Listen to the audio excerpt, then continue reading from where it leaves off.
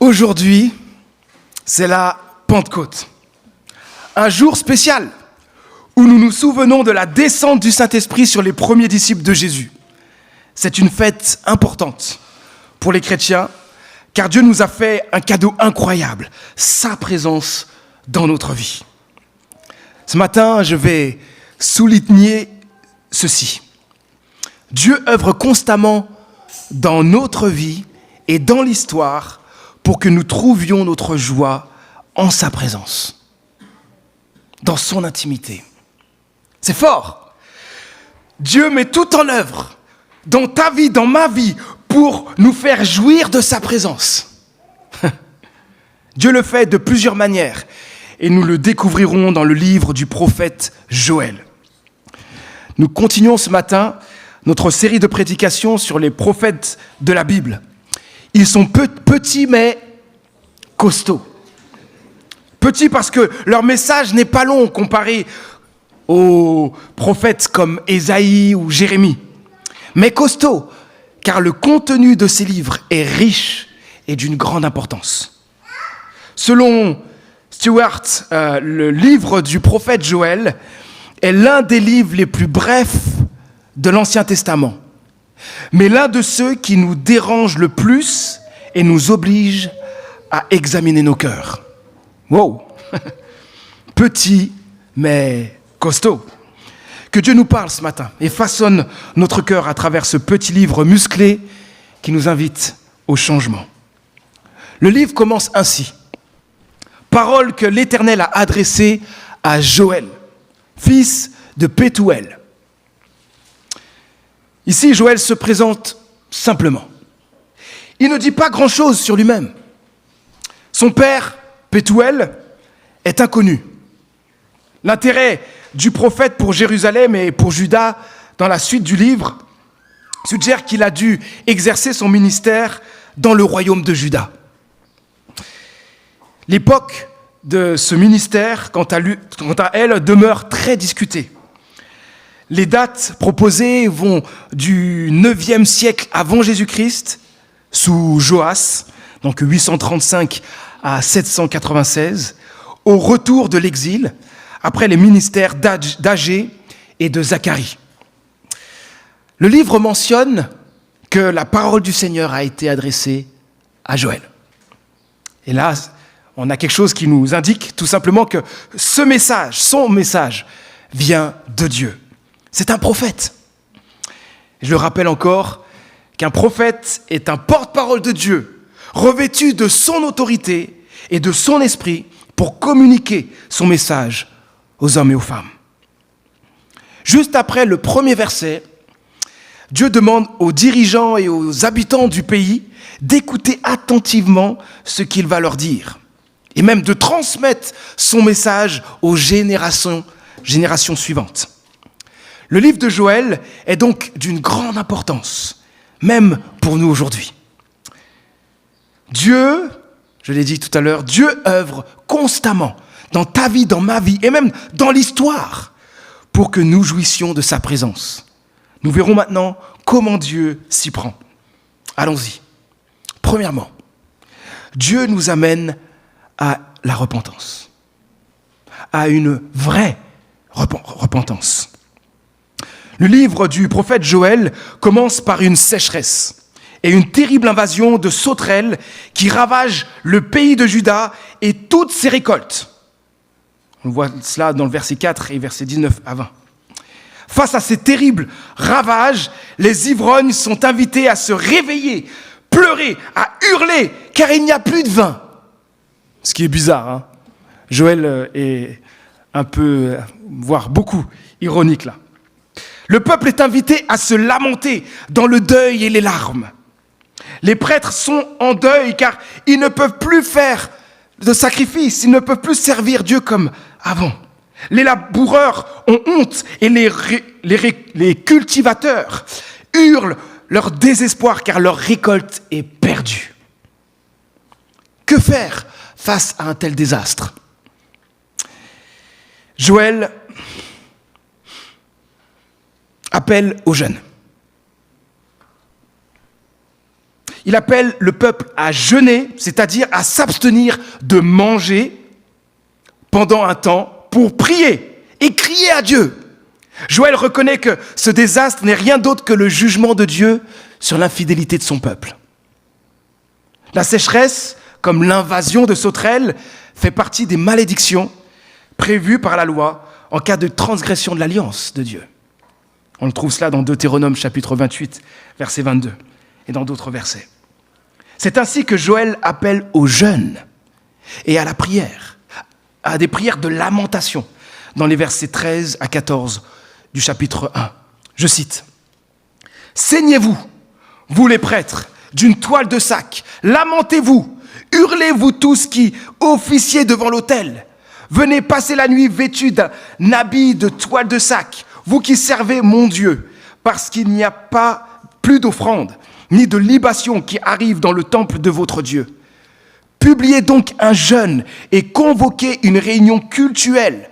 Rassemblez les responsables du peuple avec tous les habitants du pays au temple de l'Éternel, de votre Dieu. Suppliez l'Éternel. »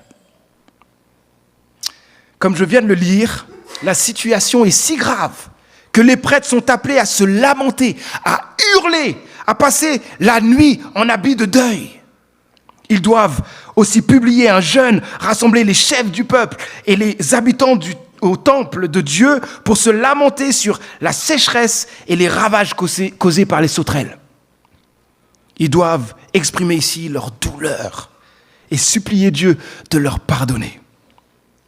L'attitude de supplication et de repentance devant Dieu est urgente car des choses encore plus horribles, terribles, sont sur le point de se produire.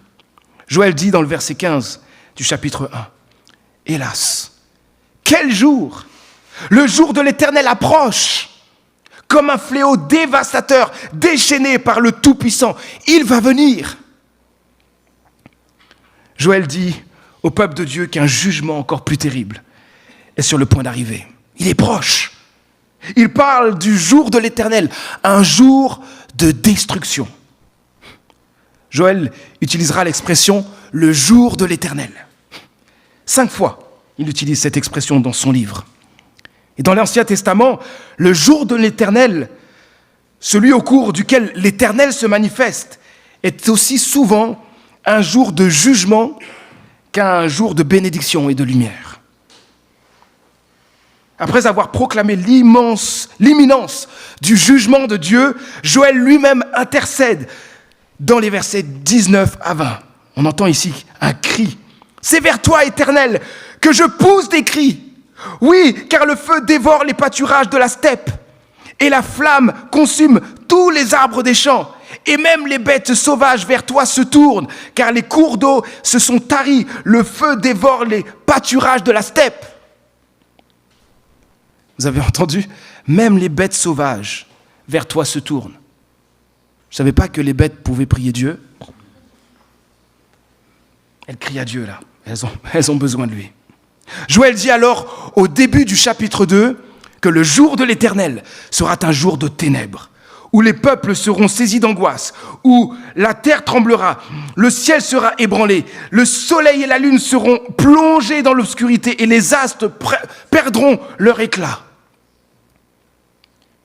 C'est à partir du verset 12 que Dieu appelle son peuple à revenir à lui de tout son cœur. Il l'appelle à changer d'attitude, son attitude intérieure. Il appelle tout le peuple à jeûner, à prier, à pleurer, à se lamenter, à supplier Dieu, à déchirer même leur cœur devant lui. Et quand il dit de ne pas déchirer leurs vêtements, mais leur cœur, c'est parce qu'il ne veut pas de faux semblants. Il ne veut pas une fausse repentance. Écoutez, le chapitre 2, le verset 13. Ici, on a le pourquoi de la repentance du peuple de Dieu. Le pourquoi pourquoi la repentance du peuple de Dieu peut-elle changer leur situation dramatique ? Nous voyons le pourquoi de cela. La réponse est touchante. Déchirez votre cœur, et non vos vêtements, et revenez à l'Éternel, lui qui est votre Dieu, car il est plein de grâce, et il est compatissant, lent à la colère, Il est riche en amour et il renonce volontiers au malheur dont il avait annoncé. Menacé. Revenir à Dieu n'est possible que parce que Dieu est leur Dieu. Parce qu'il est plein de grâce, plein de tendresse, de compassion, lent à la colère et riche en amour. Il est prêt à renoncer à ses menaces de jugement. Dans cette situation, Joël appelle les prêtres à prier pour le peuple car ce sont eux qui ont la fonction de médiateurs représentant le peuple devant Dieu. Il leur donne même le contenu de leur prière au verset 17. Je cite, « Qu'ils prient ainsi, ô Éternel, aie pitié de ton peuple, n'expose pas celui qui t'appartient au déshonneur ni aux railleries d'autres peuples. C'est pourquoi, dirait-on parmi les peuples, où est leur Dieu ?» Et au verset 18 du chapitre 2, la situation change enfin. Joël dit, « Ah, l'Éternel éprouve pour son pays un amour passionné et il a pitié de son peuple. » Après le jeûne et les prières de lamentation et de repentance, Dieu fait des promesses. Il promet à son peuple la sécurité, verset 20, des récoltes fructueuses, verset 19-24, des pluies abondantes, verset 23, ainsi qu'une relation de proximité avec son peuple, verset 26. Même les animaux bénéficieront de l'harmonie retrouvée entre Dieu et son peuple, verset 22. Ce que nous avons vu ensemble jusqu'à présent nous rappelle ceci. Dieu envoie le jugement et corrige son peuple parce que sa justice l'exige. Mais il y a un mais. Il n'y prend pas plaisir. Dieu ne prend pas plaisir à juger son peuple. Il préfère le bénir. Il y a un élan de Dieu à vouloir bénir son peuple. On trouve cela bien résumé dans Lamentation chapitre 3 verset 33 qui dit ceci, « Ce n'est pas par plaisir qu'il, donc Dieu, humilie et qu'il afflige les humains. » Dieu ne veut pas juger, mais il veut sauver et bénir son peuple. Après avoir annoncé toutes les bénédictions qu'il va donner à son peuple, Dieu révèle son but dans le verset 27 au chapitre 2. Je cite, « Et vous reconnaîtrez que je suis, moi, au milieu d'Israël, et que je suis l'Éternel votre Dieu, qu'il n'y en a pas d'autre, et jamais plus mon peuple ne connaîtra la honte. » Waouh! Dieu qui a promis de tout restaurer veut que son peuple reconnaisse sa présence à ses côtés. La présence de Dieu a toujours été là. Depuis la sortie d'Égypte, Dieu est resté fidèle à son alliance envers son peuple. Il les appelle également à lui rester fidèles. Dieu doit être aimé, il doit être adoré, servi par-dessus tout, car il est le seul vrai Dieu. Que faisons-nous de tout cela pour nous aujourd'hui? Dieu, je l'ai dit, travaille constamment dans ta vie, dans ma vie et dans l'histoire pour que nous jouissions de sa présence. Dieu agira toujours pour sa gloire et notre bien. Il mettra tout en œuvre pour que nous vivions dans son intimité. Mais il est impossible d'avoir une relation avec Dieu sans se repentir, sans lui demander pardon quand nous sommes dans le péché. Nous devons reconnaître nos fautes dans sa présence. Pour vous qui n'êtes pas encore venus à Dieu ou qui n'avez pas encore l'assurance de sa présence et de la vie éternelle, sachez une chose, Dieu agira toujours, d'une manière ou d'une autre, pour vous attirer à lui. Il veut vous sauver de la mort et de l'enfer. Pour cela, il vous éclairera, afin que vous compreniez la gravité du péché qui vous éloigne de lui, qui vous sépare de lui éternellement. Qu'est-ce que le péché? Bonne question. C'est notre désobéissance à la loi parfaite de Dieu. C'est notre rébellion profonde envers Dieu. Dieu agira dans votre histoire pour vous aider à reconnaître vos fautes et vous montrer que vous avez absolument besoin de son pardon, de lui pour enfin retrouver sa présence, recevoir la vie éternelle, expérimenter, oui, sa présence dans votre vie. Pour nous, chrétiens, Dieu ne nous laissera pas tranquilles si nous avons péché contre lui et nous n'avons pas demandé pardon à Dieu. Il ne nous laissera pas tranquilles si nous nous livrons au péché. Nous ressentirons de la culpabilité, de la tristesse. Nous nous sentirons pas bien dans la présence de Dieu, car notre conscience nous condamnera. Dieu nous montrera que quelque chose ne va pas. Il nous révélera notre péché afin que nous revenions à lui, suivions ses voies et jouissions de sa présence. Demander pardon à Dieu pour nos fautes est essentiel pour être pardonné et faire l'expérience de sa présence dans notre vie. Il est important de se rappeler ceci. Un vrai chrétien mène une vie marquée par la repentance. Si vous êtes chrétien et que vous vous repentez rarement, il y a un problème. Un vrai chrétien mène une vie marquée par la repentance. C'est une vérité très profonde. Le péché dans notre vie entravera toujours notre relation avec Dieu. Chaque fois que nous tombons dans un péché, nous avons besoin du pardon de Dieu. Le chrétien ne cherche pas le pardon de Dieu pour recevoir à nouveau la vie éternelle ou lui appartenir une seconde fois ou une millième fois. Non. Le chrétien revient à Dieu, confesse ses fautes et demande pardon à Dieu afin que rien ne vienne entraver sa relation avec lui. Une belle promesse que plusieurs connaissent par cœur se trouve dans 1 Jean, chapitre 1, verset 9. Si nous reconnaissons nos péchés, Dieu est fidèle et juste, et par conséquent, il nous pardonnera nos péchés et nous purifiera de tout le mal que nous avons commis. Merci Seigneur pour cette vérité, pour cette promesse. Attention à une chose. La repentance ne consiste pas seulement à reconnaître que nous avons péché ou désobéi. Et juste, je te demande pardon, j'ai péché. Ce n'est pas juste ça. C'est une tristesse qui vient de Dieu et qui doit nous pousser à rejeter tout ce qui déplaît à Dieu, à changer notre conduite. La vraie repentance nous pousse au changement, à faire ce qui plaît à Dieu. La vraie repentance produit du zèle pour vivre dans la sainteté, pour plaire à Dieu.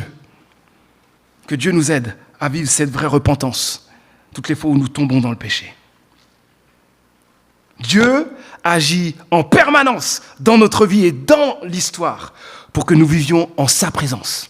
Comment s'y prend-il ? Deuxièmement, Dieu nous donne le Saint-Esprit. Pentecôte. Voici ce que Dieu dit au chapitre 3 et les versets 1 à 2. Après cela, moi, je répandrai mon esprit sur tout le monde. Vos fils et vos filles prophétiseront. Vos vieillards par des songes, vos jeunes gens par des visions recevront des révélations. Et même sur les serviteurs, sur les servantes, moi je répandrai mon esprit en ces jours-là. Amen. Pierre a mentionné ce même texte, le jour de la Pentecôte, lorsque le Saint-Esprit est descendu sur les disciples. Ce jour-là, cette promesse s'est accomplie. Dieu a tenu sa promesse. Imaginez, autrefois, seules quelques personnes recevaient l'Esprit de Dieu et pour des tâches particulières. Dans l'Ancien Testament, être investi de l'Esprit n'était accordé que par des individus isolés. Les prophètes, par exemple, il y avait aussi les sacrificateurs, les rois, les juges, même les artistes et les artisans appelés par Dieu à fabriquer les meubles et les décorations pour le tabernacle. Mais dans notre texte, Dieu promet d'envoyer son esprit sur tout le monde, comme la pluie. Le texte précise quelque chose de très fort. L'Esprit de Dieu va être donné pas juste aux adultes, mais aussi aux jeunes. Et les jeunes ? Aux fils, aux filles, aux personnes âgées, Amen. Même aux serviteurs, aux servantes, aux esclaves. Dieu n'a pas de chouchou. Il ne fait pas de discrimination sociale, ni de favoritisme. Dieu veut donner son Saint-Esprit à tous. Il veut habiter en tous. Il veut agir en tous. Il veut une relation intime et profonde avec nous tous. Dans la prophétie de Joël, Dieu exprime clairement son désir. Il veut œuvrer puissamment à travers tous ceux qui ont reçu son Esprit Saint. Il veut agir à travers des visions, des rêves, des révélations, des prophéties dans un contexte missionnaire et de fin des temps. Selon la prophétie de Joël, Dieu fait de tous ceux qui placent leur foi en Jésus-Christ, on pourrait dire, ses porte-paroles. Imaginez un peu, nous sommes tous des porte-paroles de Dieu. Ça, c'est énorme. Chaque chrétien a reçu le Saint-Esprit pour donner des paroles qui viennent de Dieu. Nous sommes donc inspirés par Dieu. Nous devrions être sans cesse inspirés par Dieu pour consoler, édifier, encourager, fortifier, relever ceux qui sont abattus, témoigner de notre foi, de notre amour pour Dieu. Mes amis, quel privilège immense. Mais derrière tout privilège, il y a des responsabilités. Nous pouvons parler de la part de Dieu dans l'Église et dans le monde. Est-ce que nous en sommes conscients? Comment recevoir ce cadeau extraordinaire qu'est le Saint-Esprit? Joël donne cette réponse dans le chapitre 5, verset 5. Vous allez certainement reconnaître ce texte, ce petit verset. Tous ceux qui invoqueront l'Éternel seront sauvés. Et l'apôtre Paul a recité ce même texte d'une manière différente dans Romains chapitre 10, verset 13. Tous ceux qui invoqueront le Seigneur seront sauvés. L'Éternel, le Seigneur, dont parle Paul, c'est Jésus-Christ. Pour rendre sa présence accessible à tous, Dieu a donné ce qu'il avait de plus précieux, lui-même. Lui-même. C'est pourquoi Dieu, en la personne de Jésus-Christ, est venu sur cette terre pour souffrir et mourir à notre place. Quelle bonne nouvelle! Dieu a fait l'impossible pour toi, pour moi, afin que nous fassions l'expérience de la présence de Dieu. Si vous n'avez pas reçu le Saint-Esprit dans votre vie, invoquez le Seigneur. Invoquez Jésus-Christ. Venez à lui, placez votre confiance en celui qui est le seul Sauveur. Par sa mort et sa résurrection, nous pouvons avoir accès à la présence de Dieu. Dieu vient jusqu'à habiter en nous par son esprit pour une relation intime avec nous et pour que nous trouvions notre plaisir en lui. Nous qui avons déjà reçu le Saint-Esprit, ne négligeons pas sa présence dans notre vie. Oh, combien nous pouvons facilement négliger sa présence au quotidien. Ne négligeons pas la relation avec Dieu. Si nous ne passons pas chaque jour un peu de temps en sa présence, c'est que nous préférons le passer à faire des choses qui nous paraissent plus importantes que lui. Ne négligeons pas la présence de Dieu. Ne pas négliger la présence de Dieu, c'est parler régulièrement avec Dieu. C'est être conscient qu'il est constamment avec nous. C'est être sensible à la voix du Saint-Esprit en moi, au quotidien. C'est essayer de lui plaire tout au long de nos journées, parce que nous savons qu'il est là. Pour nous aider à ne pas négliger la relation avec Dieu, nous pouvons prendre rendez-vous avec lui, comme nous le ferions avec une personne importante, en planifiant ce moment. Certains le planifient le matin, d'autres l'après-midi, d'autres le soir. Prenons un temps avec Dieu. Si ce n'est pas encore une habitude, une chose que nous pouvons faire, c'est commencer par quelques minutes d'intimité avec Dieu et laisser les choses se développer petit à petit. Parce que quand on commence à dire « je vais passer 1 heure demain dans la présence de Dieu », et puis on se dit tous les jours, très vite, on se rend compte que l'objectif était un peu trop haut. Commençons par des petits commencements. Autre chose qui peut nous aider, ça rejoint ce point, c'est privilégier la qualité plutôt que la quantité de temps avec Dieu. Choisir aussi un endroit précis pour notre rendez-vous peut aider. Ça peut être un endroit où nous pouvons prier. Peut-être que pour certains, ce qui vous aide, c'est de prier à voix haute. Alors il faut trouver un lieu où vous n'êtes pas gêné. Personne ne va vous gêner pour pouvoir prier à voix haute et vous sentir à l'aise. Avoir un lieu où on n'est pas dérangé. Ça demande de mettre off ou sur mode avion notre smartphone, n'est-ce pas? Nous pouvons aussi avoir un plan de lecture ou un livre de méditation biblique. Un plan de lecture donc de la Bible, afin de ne pas chercher mais qu'est-ce que je vais lire aujourd'hui dans ce rendez-vous avec Dieu.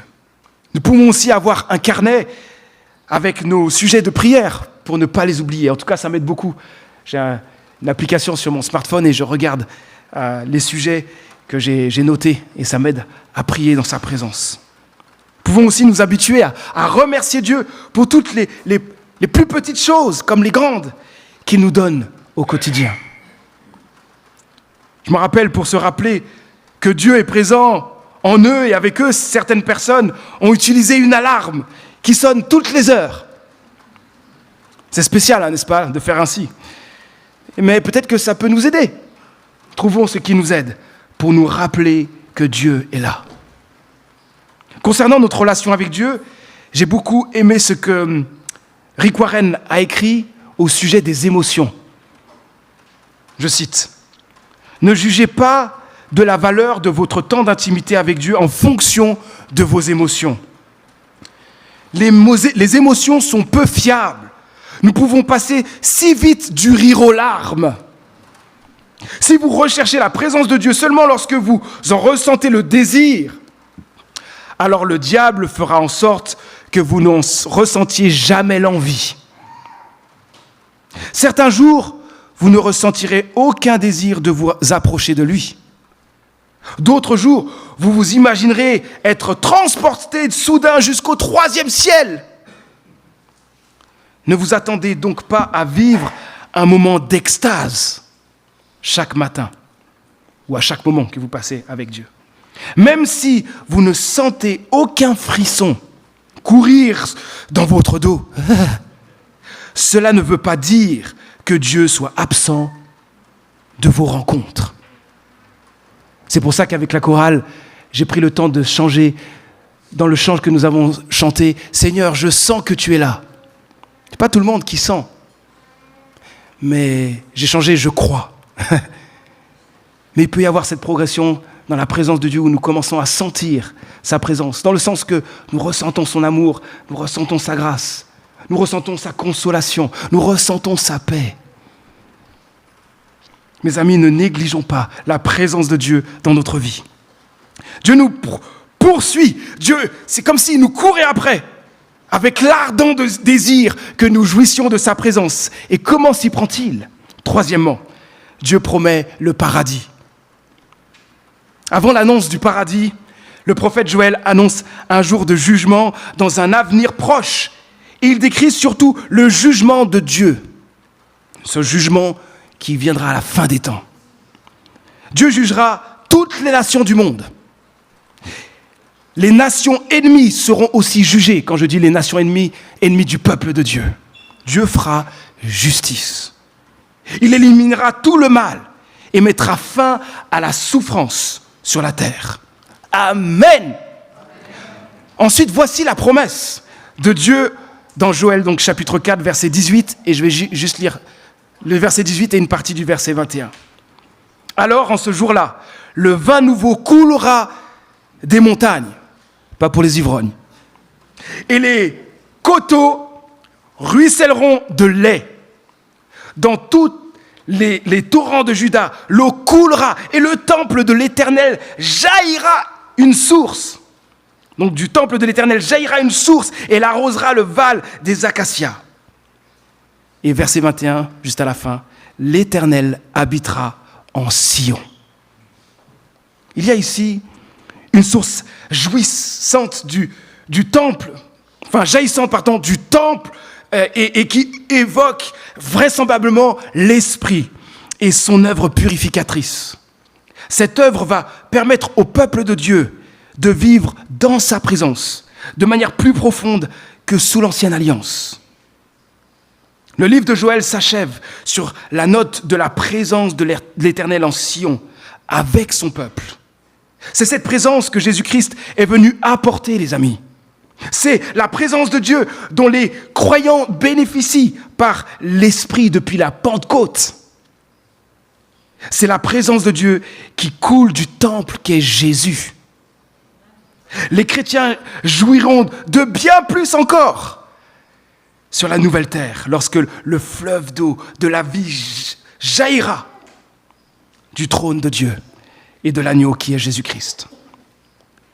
Dieu agit chaque jour pour que nous fassions l'expérience de sa présence dans notre vie quotidienne. Au point qu'un jour, nous jouirons de sa glorieuse présence au paradis, dans un nouvel Éden. Une nouvelle création nous attend. Dieu vivra en nous et au milieu de nous pour l'éternité. Amen. Puisse cette vérité nous enthousiasmer, les amis, et nous faire attendre avec impatience le retour de Jésus-Christ. Je conclus, Dieu est constamment à l'œuvre dans ta vie, dans ma vie et dans l'histoire pour que nous jouissions de sa présence. Ça, c'est la Pentecôte. Comment s'y prend-il ? Dieu nous amène à la repentance, une vraie repentance. Dieu nous donne le Saint-Esprit par Jésus-Christ qui a donné sa vie.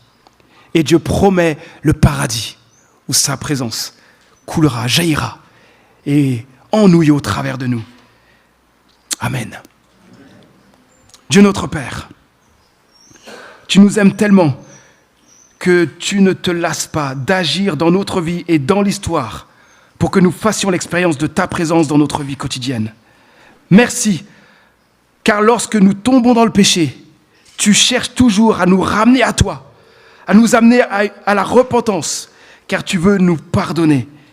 Et tu veux que rien ne freine notre relation avec toi.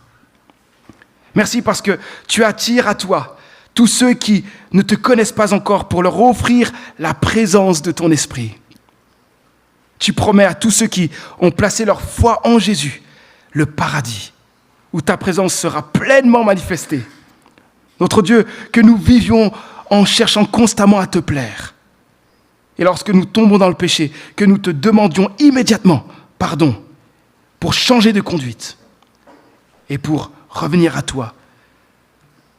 Seigneur, je prie pour celles et ceux qui luttent contre un péché, qui les attire et les éloigne de toi. Donne-leur ta force, donne-leur la victoire. Aide-les à trouver plus de plaisir dans ton intimité et dans ton immense amour manifesté en Jésus à la croix. Notre Dieu, aide-nous à ne plus négliger ta présence, mais à développer notre intimité avec toi, jour après jour, et à être remplis de la joie d'être si chèrement aimés de toi. Nous prions enfin que le paradis qui nous attend continue à nous enthousiasmer et à nous encourager chaque jour. Nous qui expérimentons déjà un avant-goût de ta présence, nous avons hâte de te rencontrer et de jouir pour l'éternité de ta glorieuse présence. Viens bientôt, Seigneur Jésus. Amen.